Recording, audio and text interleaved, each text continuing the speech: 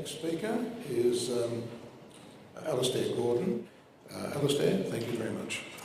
Thank you. Thank you all. Really nice to be here.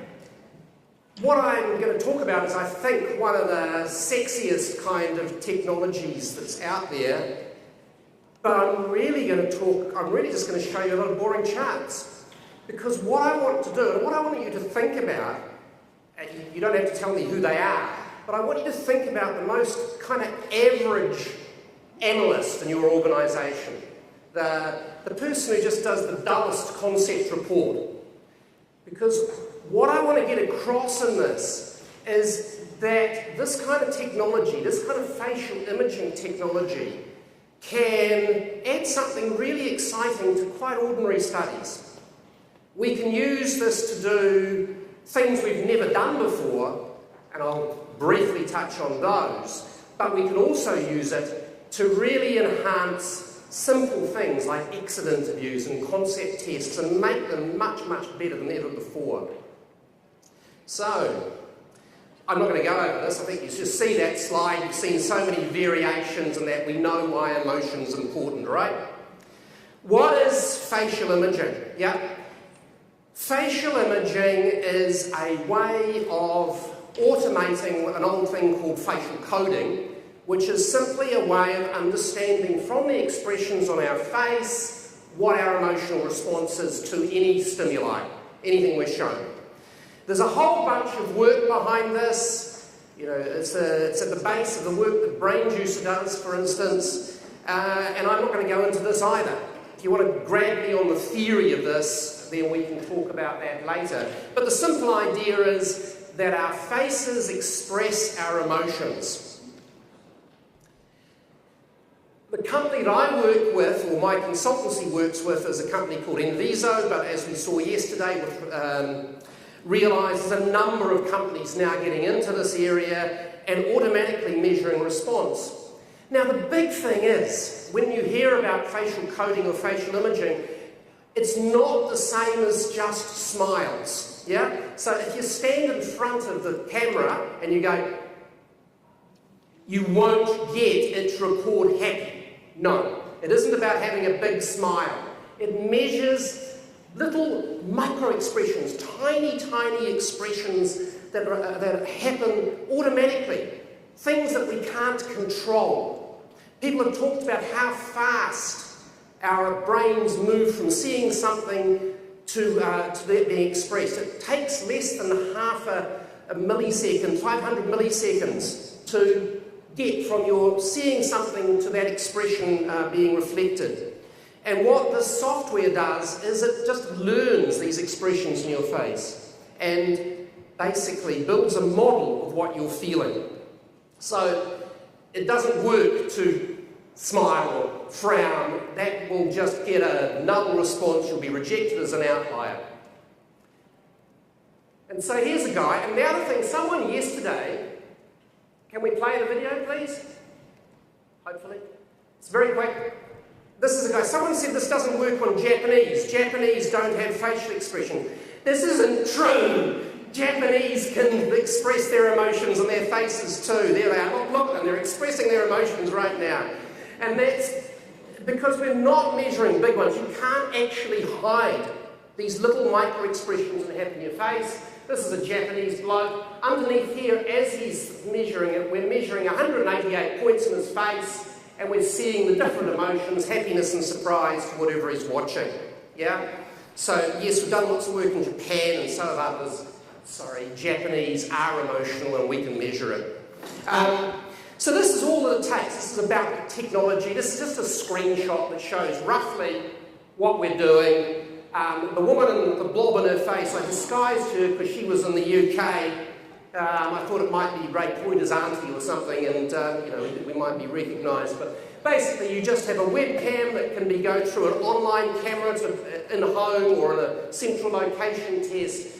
She watches an ad, and we record the emotions on a second-by-second basis. Now, normally, when I'm presenting this, I now show you lots of exciting videos and all that sort of stuff. But I really want you to go home with, what can I take out of this and do with it? So I'm just going to talk about results. So just understand what you're measuring, this is an ad. This is just one screenshot of an ad that we get.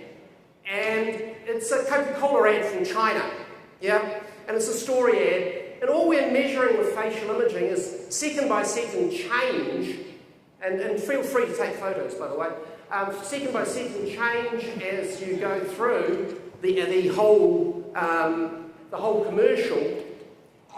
And you see what's happening. Now, what happens is, this is a nice love story ad, this one. It's a woman at a bus stop, and she's been given a Coca-Cola. I'm not going to play the ad, but you can see that throughout the ad, the emotion grew. This is happiness. And the emotional response grew and grew and grew. And the pink line, pink for woman, I'm sorry about that. There's a shot with a boy who's been a bit of a klutz, passes over a Coca-Cola to her, and it's just this nice moment. And woman, she smiles, and woman's response goes right out of the roof, and it gets really tall.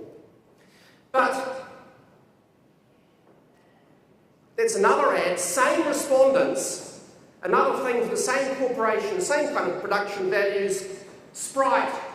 It's also in China, but you can see the response, emotional response is all over the place. And particularly, that blue line, that's young people. When they see this guy, when that shot came on, with the sweat and everything, those of you who know China and Chinese cultural values won't be terribly surprised. All the response just slumped. So one of the things you can do is just look at videos and you can get a response. And again, I often talk in my presentations about that a lot. But really, as I said before, I want to talk about what else you can do. I want to get this stuff beyond ad testing, because that's what we've been talking about with this technology now for 3 or 4 years. So I want to talk about really other things. So here's something that we did in Germany. Yeah. Now, this is recording people for 24 hours. Yeah, for 24 minutes, I should say.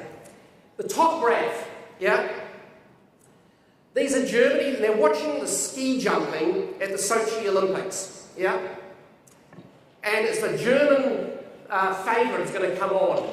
So these people are watching it live, yeah. And you can see that the emotional response is a bit low, there's a bit of fear, apprehension, and then it gets a bit sad because the Germans aren't doing quite as well. Their rivals are doing quite well in this part of the video. And then, wait a minute, the favourite does a brilliant jump and happiness shoots up. So that's the live version. This is this different group of people who are watching it recorded afterwards. They know the results. First of all, the level of happiness shoots up and all the other emotions kind of disappear. The Germans won! Yay! Deutschland über alles. Up we go. And it looks good. But the interesting thing about this and the kind of diagnosis that we can do is quite exciting, because when we actually drill down from that overall trend analysis and we look at it, and this is just directly from one of our dashboards of results that you get immediately after you've done the study, what you see, this red line is people watching it live, and they kind of get happy and excited when they see the results, okay? So they're getting this, that's their happiness peak. What you get when people are watching it recorded is what I call the fluffy mascot effect. This guy here he's the father of one of the major skiers, and he's holding his little boy's fluffy mascot.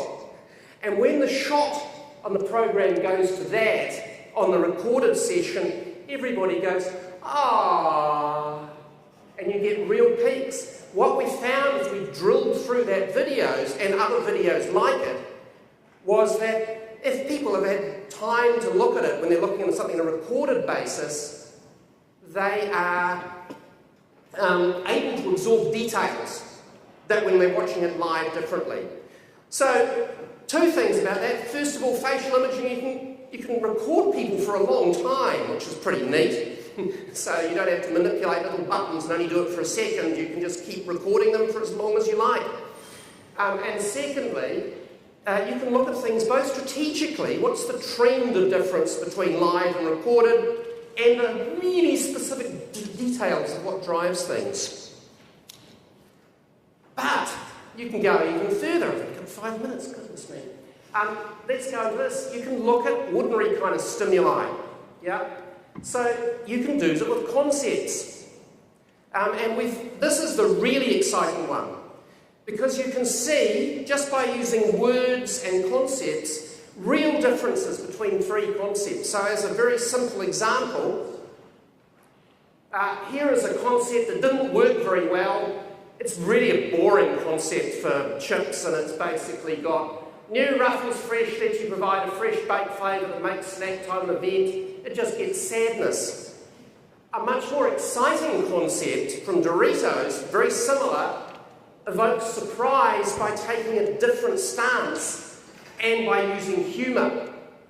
And by just looking at the chunks of the concepts and looking at every benefit separately, we can say that the way they've organised the concept, not just which is the best concept, but the way they organise the concept so that sometimes you evoke surprise and then sometimes happiness, or whatever matters.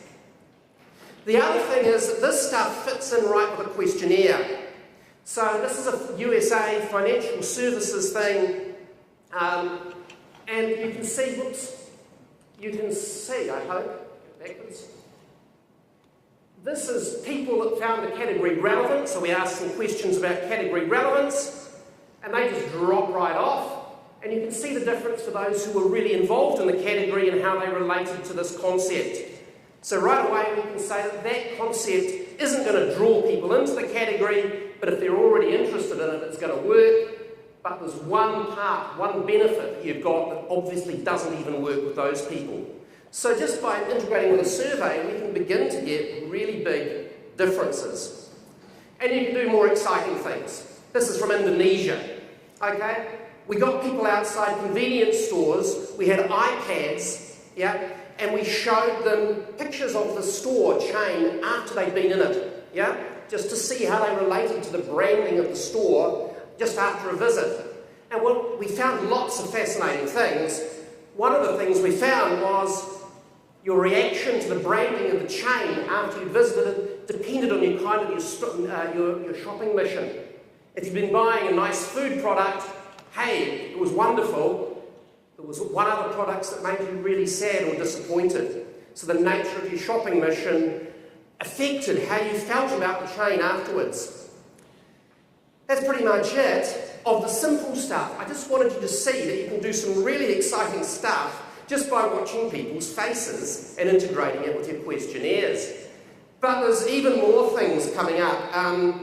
In New Zealand, with BNZ, we've integrated it into a thing where they basically on their website allow you to come in and do recordings of your attitudes to debt, so that everybody can come on the website and will give you some feedback about your emotional response to ideas about debt. Yeah? Inviso is working with a hardware manufacturer in the States to produce a little box that goes in Big Brother stuff, that goes in supermarkets, and as you go by a area in the store, you can be visually recorded, and your response, you get an audience, if you like, emotional audience for a part of the store. Yeah? So it's getting more massive, it's getting more scalable by the moment, but there's also lots of ordinary things that can be applied to ordinary everyday research right now. Thank you.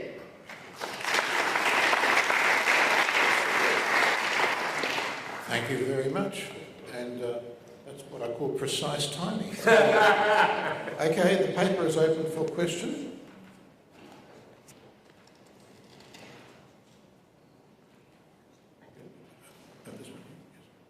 Oh yes, Leanne Bingham from Inside Story.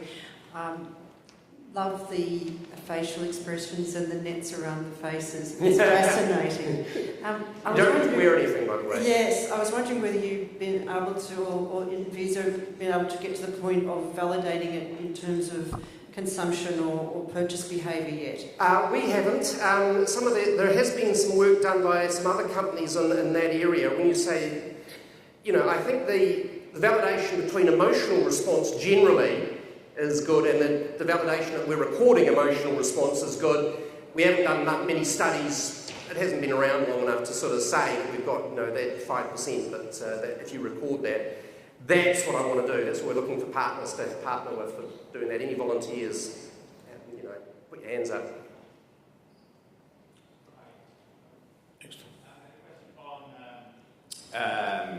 On the facial coding in terms of the context of the respondent. I remember seeing a presentation, I have no idea whether it was right or not, but that suggested that people, when they're surrounded by other people, will display emotion more on their face, which I suppose sort of makes sense because it's a communication tool, than when they're on their own. And presumably, in most of your studies, they're on their own. Have you seen differences in terms of the amount of emotion coming across? No, you do have to control that. I mean, for instance, you can do this in a central location, you can do it in a home, or you can do it there. There was one, not us, but there was a company that did do this in one country where they had the interviewers standing right behind the people as they were watching the thing, and everyone sort of froze. So they got really low-level results, as you can imagine, because they're more involved. So yes, there is going to be a context. And I think that's one of the exciting things, that it can be independent of context. If you think of that box, you could put that box in with, that I was talking about, you could put that in and have media and, So I think, yes, it is. It does have to be controlled or thought about, but it's real to a certain extent, that people are affected by other people and their emotional response, yeah? Very good. Thank you very much. That's the end of that presentation. Thank you.